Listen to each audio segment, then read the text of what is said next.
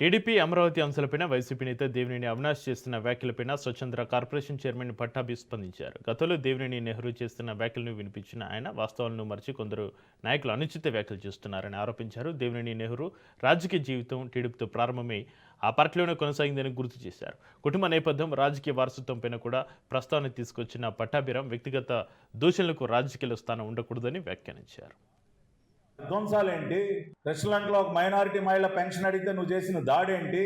ఇవాళ అందుకనే ఒకటే చెప్తా ఉన్నా, ఈ పిల్ల సైకో గొడ్డలి పార్టీ పిల్ల సైకోకి ఇక మీదట నెహ్రూ గారు అబ్బాయిని నేను అని చెప్పుకోవడం మానే. నీకు అర్హత లేదు.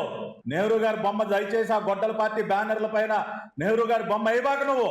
నెహ్రూ గారి జయంతులు వర్ధంతులు చేసే డ్రామాలు చేయబాక నువ్వు.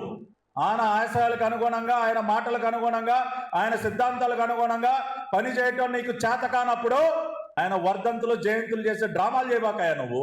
ఇవాళ విజయవాడ నగర ప్రజలు కూడా ఇవన్నీ గుర్తు చేసుకుంటా ఉన్నారు. గుర్తు చేసుకుని వాళ్ళ మనసులో ఉన్నటువంటి మాటలు కూడా నీకు తెలియజేస్తాను. అందుకని ఇప్పటికైనా నీ నోరు అదుపులో పెట్టుకో.